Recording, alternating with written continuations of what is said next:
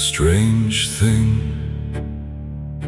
about surviving is that eventually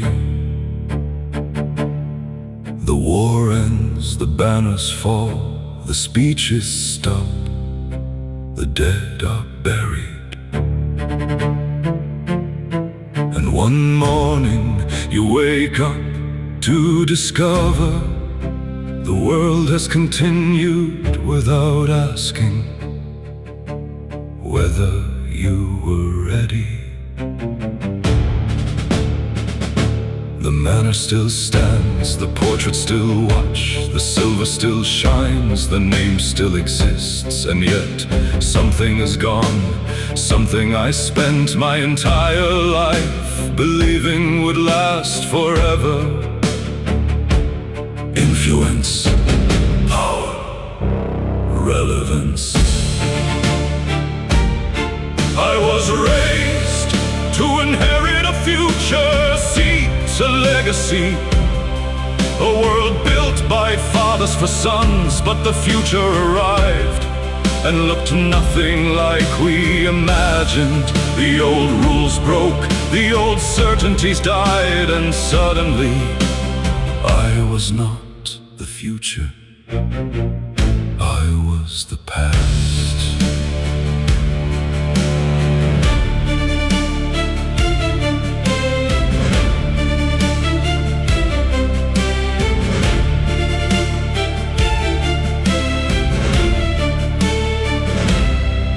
Do you know what nobody tells you about power? It becomes habit, like breathing, like walking, like assuming the room will listen when you speak. Then one day it doesn't, and the silence feels louder than any insult. The ministry changed, the families changed, the world changed, even Draco changed, especially Draco.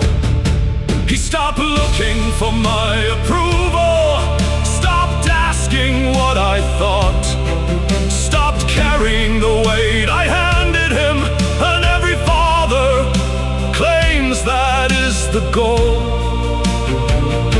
Until it happens. Then came Scorpius, small hands, curious eyes, questions, endless questions. A child born after the war, a child who looked at history the way one examines a cracked portrait, interesting but distant. He asked me once whether I knew the Dark Lord, not feared, not served, knew as though he were some figure from a history book.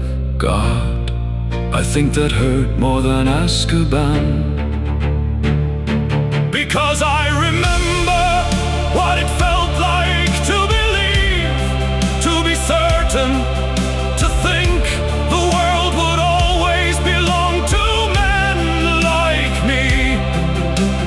Pure blood sons, ancient families, inherited authority.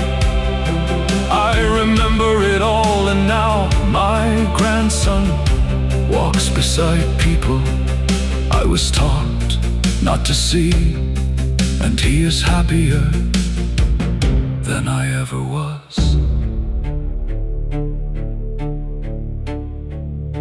What a humiliating revelation. I spent my life protecting a legacy, and the best thing that happened to it was watching it change. I spent my life teaching fear, and the boy who inherited my name chose something better. I spent my life guarding old walls while my son quietly built doors. Perhaps that is why the manor feels different now.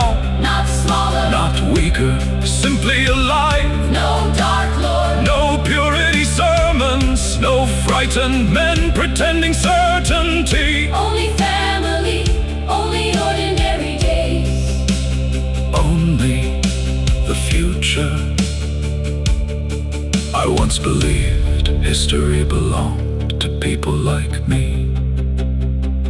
Now I sit beside a window, watching my grandson run across the grounds without fear. And for the first time In my life, I find myself hoping he never understands the man I used to be.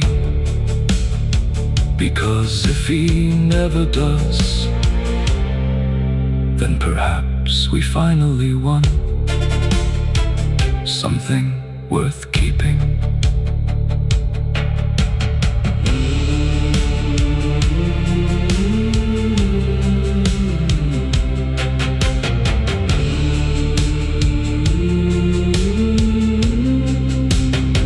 Something worth keeping.